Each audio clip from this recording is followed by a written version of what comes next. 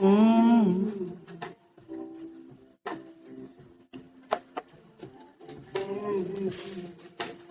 All right, shalom, shalom, family. How's everybody doing? Hope you're all in a good place, in a good space. I am.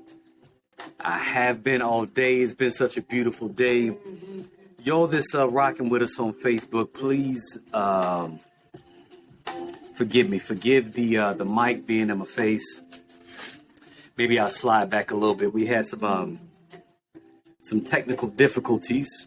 Actually, shout out to everybody that tuned in with us on Friday. We had a phenomenal conversation last Friday, and we're still trying to get that uploaded because it was such a big file where we discussed dating in the culture. So all those that had a chance to be a part of that, I hope that y'all were blessed and you benefited from it as we begin to share more of these Go Lightly perspectives.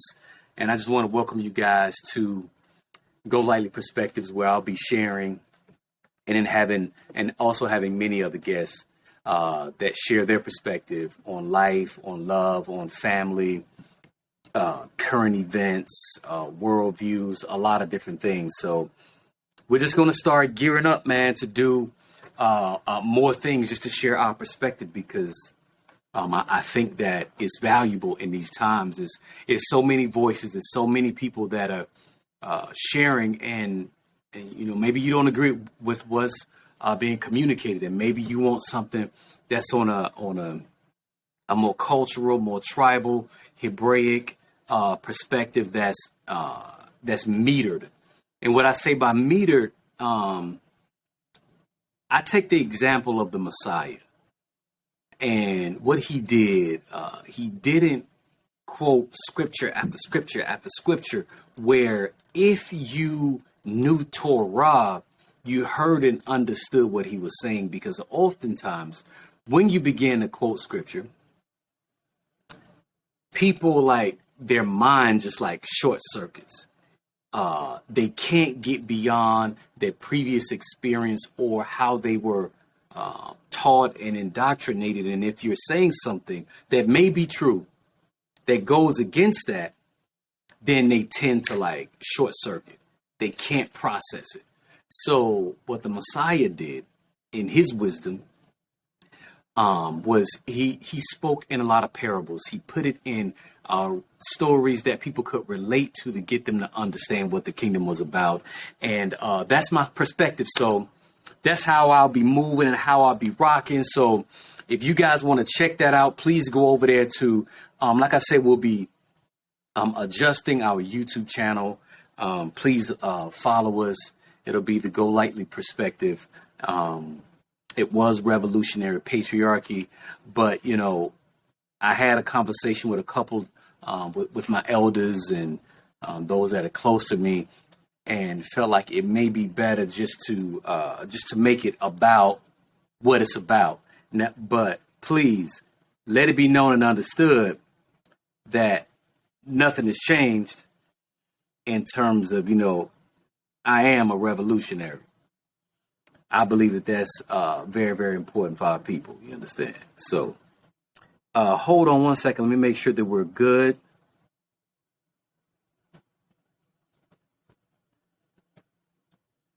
Boom. But when I leave, you remember I said, with the last words on my lips, that I am a revolutionary. And you're going to have to keep on saying that. You have to keep saying it. Keep believing it. And trust that, one of the most revolutionary things that a man can do today is align his family in the family structure that the Most High has ordained and called for, because it goes against societal norms. So that's what we're going to be talking about today. Talking about what are your priorities? We talked about a couple of days ago. We spoke in regards to what are some of our pain points, and people resonated with that. Some of our pain points, is pain at the pump.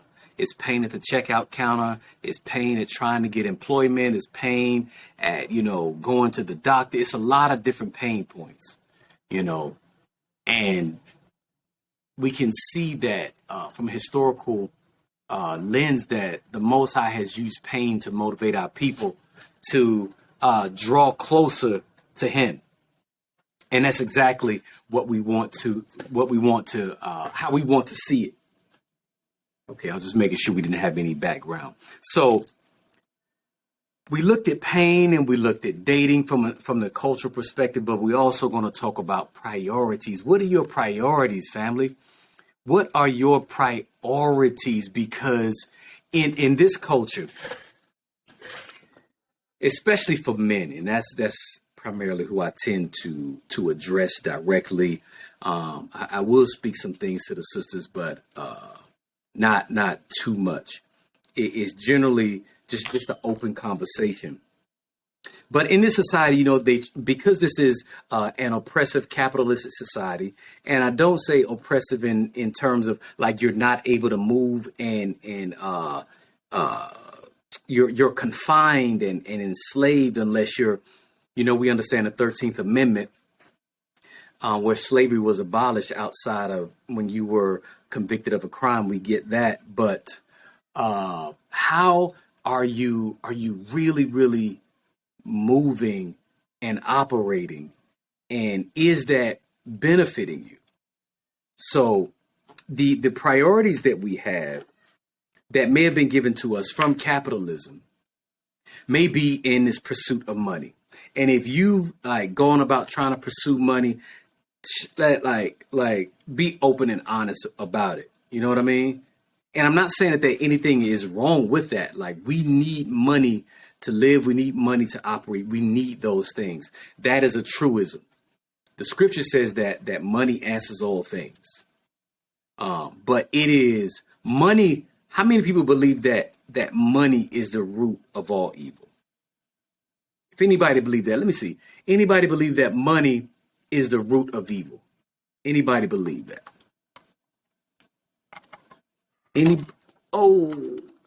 Anybody believe that money is the root of evil? Because it isn't. It is actually the love of money that is the root of all evil. Hey, shalom, shalom. Appreciate you guys for joining me. Sheila, William, Sister Kim, Casadia.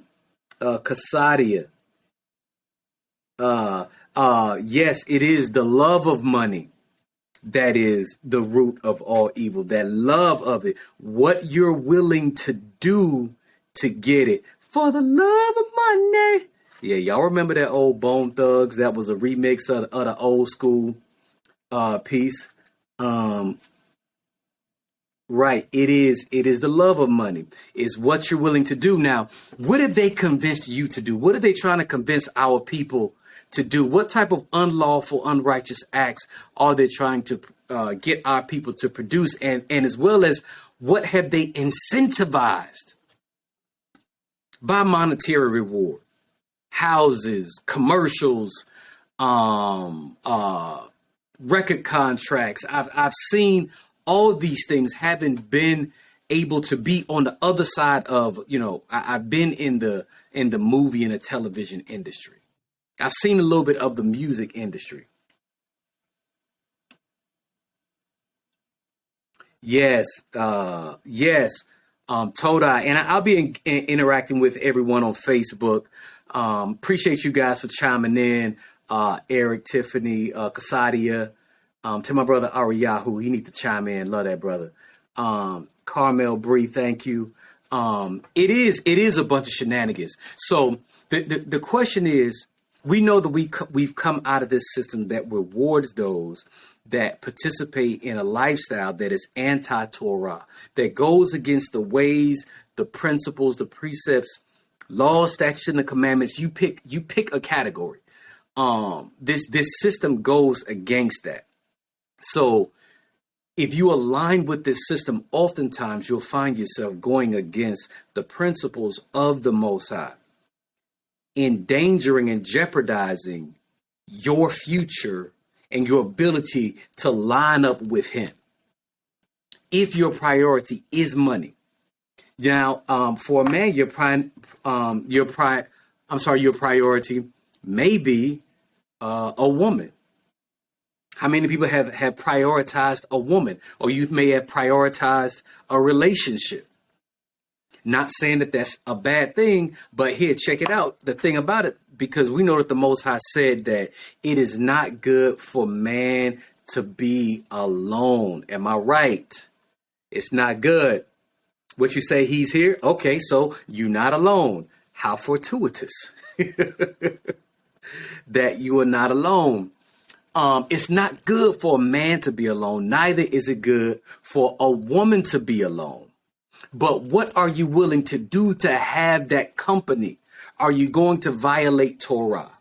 Are you going to commit what the scriptures would call or equate to a sex crime in order to have companionship? That could be temporary. It could be permanent. But what are you willing to do to get that thing? Or what are some other priorities? Your priorities could be to get rich, to get money. It could be to have a partner, to have a spouse, all that. But if your priority is not the Most High, you may find yourself in error, family. And you may find yourself going against him, going against the very structure that he has put in place. Because there are not, and I know that this may, rub people that don't understand the scripture. It may rub them the wrong way. I don't believe in multiple paths to the Most High. I don't believe that. I can't find that in the text. I can't find that in the cultural understanding of our ancestors. There were not multiple ways. There was the way. Singular. So if we look at, sometimes, I talk about family structure and patriarchy. Patriarchy was the way that the Father wanted us to live and to structure our family. And there's a benefit in that. You know what? Let me see I don't know if I'll be able to share my screen, family, because I want to, and y'all on Facebook, y'all won't be able to see this, but what I'll do is I'll just read this text. I'll just read this text real quick. In Genesis 18, one of my favorite texts that definitely informs my decisions and how I live and how I move is this text right here. So let's try to get this side by side. And what I'm going to do is, oh man, did it close out? Hold on, family. Genesis chapter 18, y'all bear with me. Genesis chapter 18, real quick. We're talking about your priorities, and we looked at some of those things. Eric said, great question. Covenant was always the foundation of everything. Absolutely. Absolutely. But so Eric, that's a great point. Our blessings and the power that we have to harness the strength and the spirit of the Most High is contained within covenant, right? But from an ancestral perspective, has our people always prioritized the covenant above temporary gratification? Did they prioritize the covenant over a little action? And y'all know what I'm talking about when I'm talking about action. See, we can have the covenant in place. We can have money in place. We can have a lot of these things in place. But if you don't prioritize that, then it will not be the thing that is of the greatest value to you. That's why the Most High had to get our people's attention. And he said, first of all, Shema, hear. It don't matter what I say. If you're not hearing and you're willing to adhere, it's going to fall to the ground. So first off, he said, Shema Israel, Yahuwah Eloheinu, Yahuwah Echad. Hear, O Israel, Yahuwah Elohim is one. You love him with all your heart, mind, soul, and strength, and all your might, right? He takes priority and preeminence. And that's in essence what I'm trying to get to is if a man prioritizes the Most High, then thank you, Sister Carmel Bree. If you do that, then you will not lose your soul. We got to talk about it, family. But for my men on there, for my men, I want you guys to listen to what the Most High said about the great patriarch Abraham, because he's still being mentioned today. All the Abrahamic religions, if it's being, we follow the Israelite tradition. And then you have those that follow Christianity, which is an Abrahamic tradition. Then we have those that follow Islam, which, they say that they originated with Abraham through Ishmael. Then you have Christianity.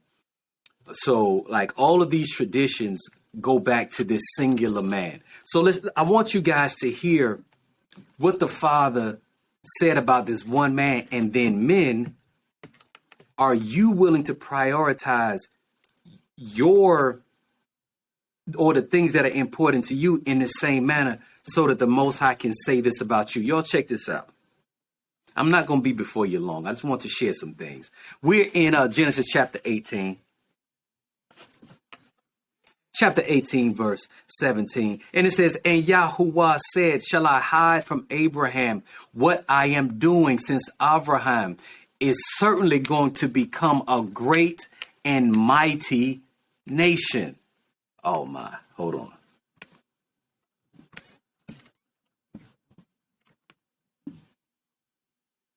Boom. Hold on, y'all. I'm sorry. It's a couple little technical difficulties. I got a new computer. It's wild. All right. Seeing that Abraham will become a great and mighty nation, and all the nations of the earth shall be blessed in him. Verse 19, for I know him. That's a question. Does the Most High know you? Does he know you? Now, we understand that knowing has the inference of covenant. Back to what Brother Eric said. In order for a man to know a woman in a righteous manner, he must be willing to enter into covenant with her before there's intimacy. That's the knowing. You seal it. You got to have a covenant. That's the knowing. So have you entered into the bond of the covenant for the Most High to know you? Now, Abraham had entered into covenant. We already had the covenant of circumcision. So let's keep going. Verse 19, I'm in Genesis 18 and 19. Because I'm going to hit this out the park. Then I'm going to be done, y'all. Shout out. I appreciate all you guys for joining me. Brother Eric, Sister Cassie, thank you for joining me.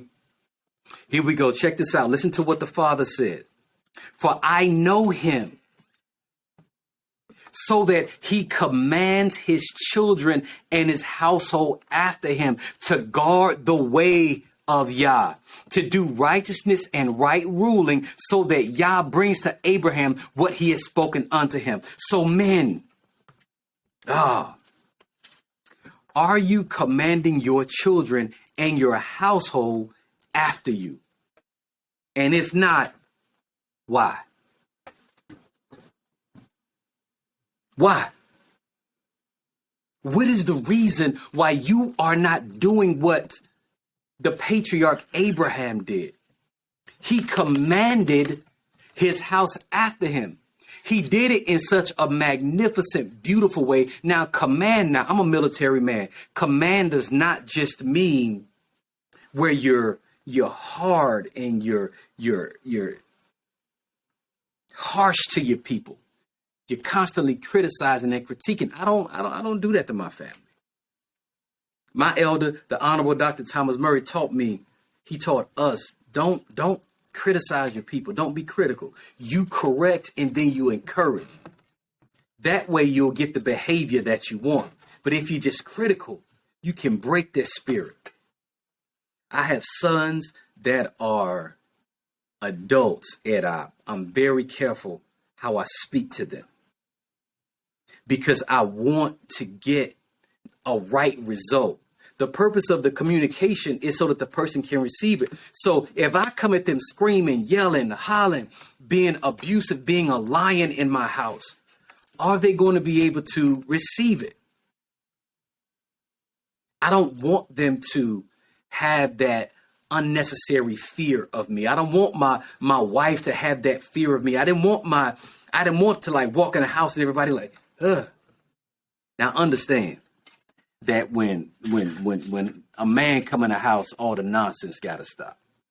There has to be a level of reverence and respect. But the question is, man, how are you going about trying to get that? Is it in a demanding way, or have you lived your life in a way where you can model the behavior that you want from those that serve you?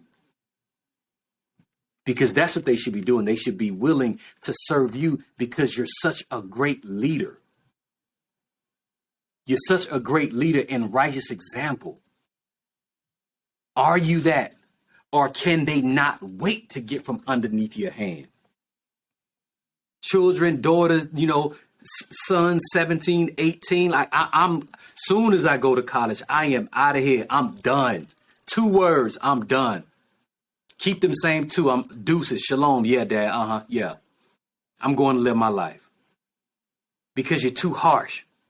But when you do it the way that Abraham did it, Abraham listened to Sarah. Abraham looked at life, looked at marriage, looked at the covenant a certain way. See, I think like Abraham. I don't think like the modern man. I read the passage the other day about the excerpt from the Them and Him by Dr. Gina Murray. That was an exhortation to modern men. I don't think like a modern man. The things that I'm speaking run counterculture to that. I think like Abraham. I think like Isaac. I think like Jacob. I think like these men. When it comes to the love and the respect that I have for my fathers, for the Most High, for my family, for marriage, I think like them. I don't know if you think like that, but I can find in the text where I'm encouraged that you got to think like these men. Why? You got to think like them, family, because the end is the beginning. We're going back. We're going back to the way that things once were. So if you want to like listen to what the Messiah had to say about those that died, said that they rested in Abraham's bosom. If you want to rest in the bosom of the patriarch, you probably need to have that mind, which is the same mind that the Messiah had. Same mind, that ancient mind, that mind from antiquity, that's not too quick to judge his ancestors as if you have a right to even fix your lips to have an opinion. How dare you? People that do that, I promise you that the Most High ain't saying, oh, I know him. And he commands his children and his household after him and will guard the way, not a way, the way of Torah to do righteousness, to be in right relationship, to be in right standing with Yah. People that misjudge the ancestors and they speak ridiculous things about their parents, their father, their mother. You're dishonoring, you're breaking the 5th commandment. Yet you try to advocate to others how they have to keep the commandments. Come on, what y'all saying in the chat? Let me listen to the chat. Eric said, great point. I had to learn that myself. I had to ask myself, what are my objectives? Absolutely. Absolutely. See, my perspective is different. Like I said, oftentimes when you come to this awakening as a man, as a woman, those that may already be in the, sorry about that. Those that may already be in the culture, they tell you that it is now your responsibility to try to evangelize the world, to try to wake up as many people as you can. and you don't even take the prerequisite time to deal with your own issues. Because I know that the Messiah told Peter, who grew up in the land, knew the language, knew the dress, knew all the commandment statutes. He told him, and even walked with the Messiah, told him, said, Peter, Kepha, I want to say the Hebrew name, after you're converted, strengthen the brethren. What you mean? I can't strengthen the brethren now? No. Because you haven't been converted. You still got some stuff that you got to wash off of you. You contaminate it. And when you contaminate it, you end up contaminating others. That's all I'm going to say about that. If you have not been healed and recovered and had your mind renewed, you're going to end up infecting others with your toxicity. That's why you have to go back and be converted. So that's a great priority for me, was to make sure that my family was straight. I can remember growing up in the Christian church. Like I went to the Christian church. There's very few things that y'all can talk to me about. That I mean, I went to Kojic. I went to the Pentecostal church, the Apostolic church. I went to Catholic school. I went to the Baptist church, the non-denominational church. I went to everything except for the Jehovah's Witness. I did everything but the J-Dub, everything but that. But I talked to people that were Jehovah's Witnesses. I talked to them to understand what they thought and believed and had been educated to understand theologically. I talked to them. But I know this walk. And here's the thing. I wanted to please the Father even when I thought that his name was Jesus and that he had blonde hair and blue eyes. But now that I know that he looked like me, whoo, and I know that I'm a part of that very same lineage, it's a whole nother level of understanding and weight that's on me to try to execute it right and to show the love, the mercy, the compassion, the generosity that he showed. Let me get in the chat, y'all. Sister Kimberly said, correct and encourage. Yes. Are willing to serve because of the love and respect. PowerPoints. Absolutely. Those that serve you should be glad about it. Why? Because it's reciprocal. You serve them. You're willing to put your life on the line to lay it down at any given moment. Those that know, anybody that like knows a little bit about me, they know like I trained for combat. I was a combat veteran. So those that I serve, they benefit from that. You understand? Because they know I'm willing. Like, yeah, that's all I'll say about that. But you have to communicate it in a way that's tolerable. I didn't say effeminate because I communicate like a man. I'm not going to. I don't buy this whole toxic masculinity thing. I think men should communicate like men, and that's what I'm going to do, like my father taught me. What you say, Brother Eric? This thing just keeps scrolling. Shalom. I appreciate that, Brother Charles. Running back to the Abrahamic mindset. Absolutely. Ariyahu, love you, Aki. Hey, love y'all, love y'all. Y'all know how we feel about y'all. You believe in multiple ways then? No, I don't believe in multiple ways. I don't believe in multiple ways. I'm very clear. My mindset is salient. My argument, my presentation, my polemics that I argue. Well, I don't even argue. I just present. So family, back to what I was saying. Your priorities, it should not be money. I think that as men, our first priority, our first ministry has to be to family And then it goes from there where other men, other people are able to see the way that you are able to arrange your family and desire to do the same thing. And maybe, just maybe, you can share some things that help to influence them, because this dominant culture has a way of showing you about how to dress, how to look, what type of lipstick, what type of shoes to wear, how to arrange your family. They try to tell parents how you have to support your children, even in choices that may be detrimental to them. They have a way of just being, they're just constantly encroaching.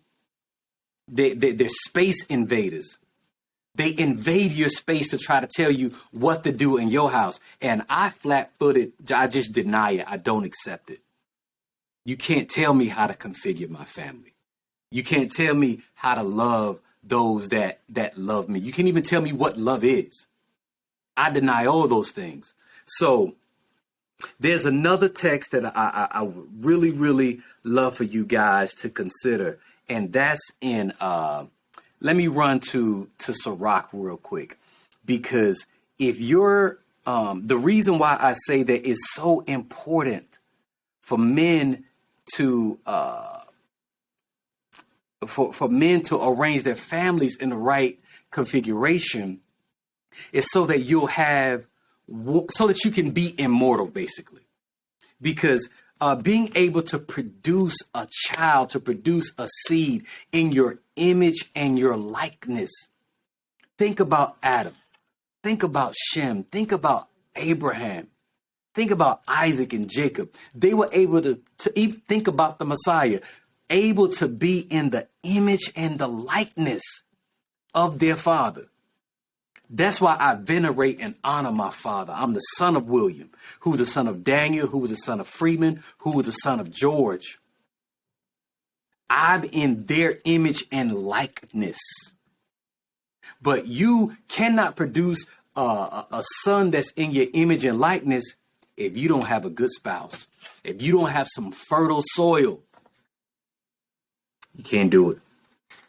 As a man, you cannot do it by yourself. I don't know if y'all tried to do it by yourself, but it's you can't do it, because what that woman does is turns the head of that child toward the father to say, no, that I'm him.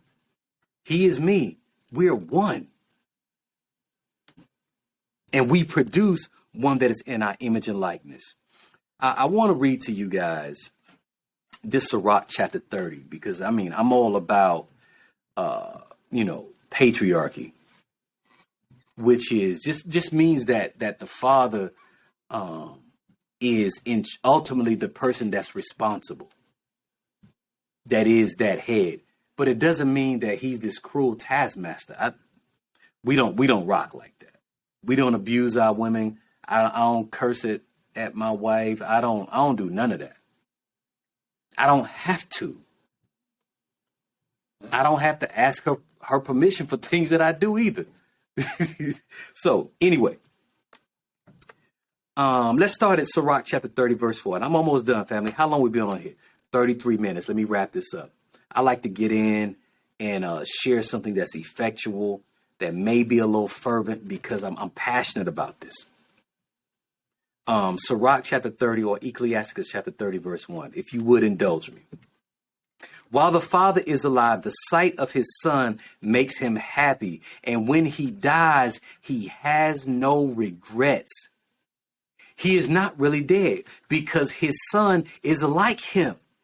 He has left someone to take vengeance on his enemies and to turn the favors and to return the favors that he owes to his friends.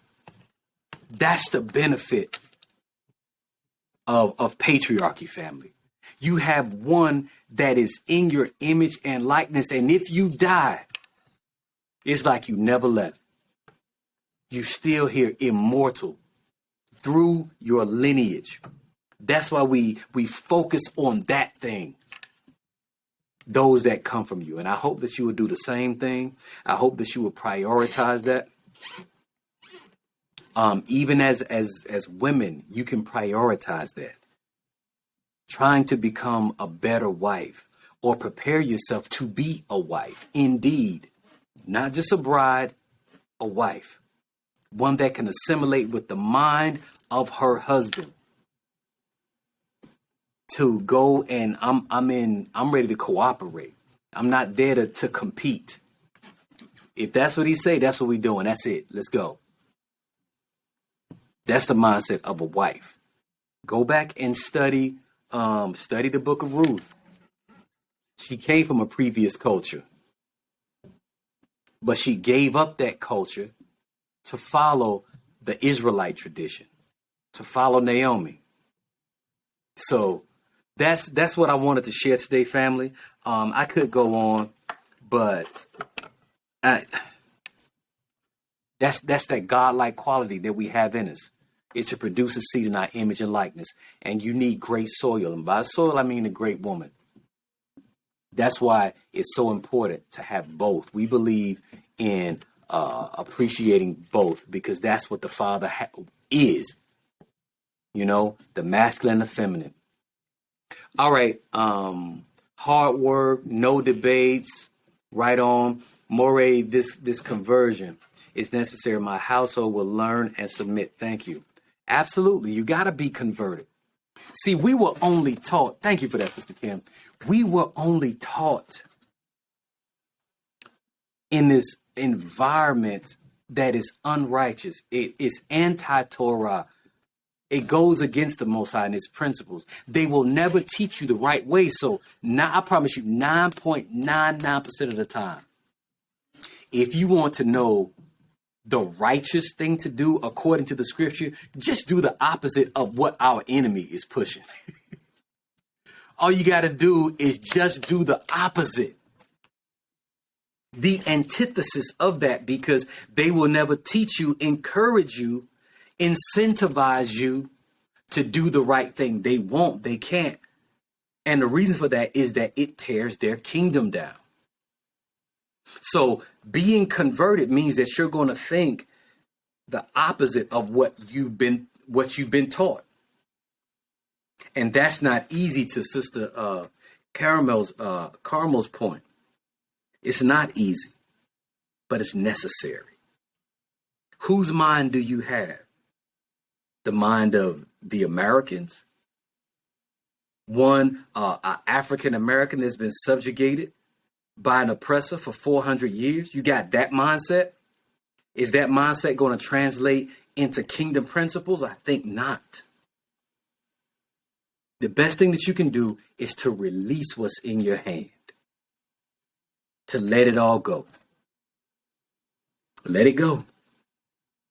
Even though it hurts, it may have benefited you at one time, but let it all go.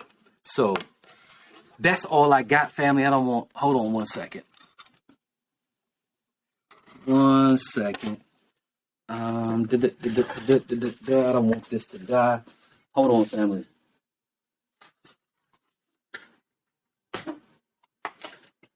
All right. Any questions? Any comments? Not at all. Yep. Hey, appreciate you guys. Follow us on the Go Lightly Perspective. We're going to be sharing more. We're going to be doing more. This segment was sponsored by the House of Daweed Jewelry. You know, this necklace is going to be in our new collection. You can find bracelets, rings, houseofdaweed.com. Sister Kasadia, hey, Ariyahu, I need some tea, man, so that this, a segment can be sponsored by Starcast Teas. I like to sip my tea. My throat's a little hoarse. Hook a brother up. So that's all I have, family. I'm about to check out. May the Most High bless you. Anything else?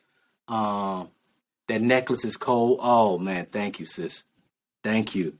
We just gonna keep doing it. It's a lot of people that I mean, I'm not gonna say they try to do what we do. It's a lot of people that's doing great work. But when you have a certain taste point and a certain palate,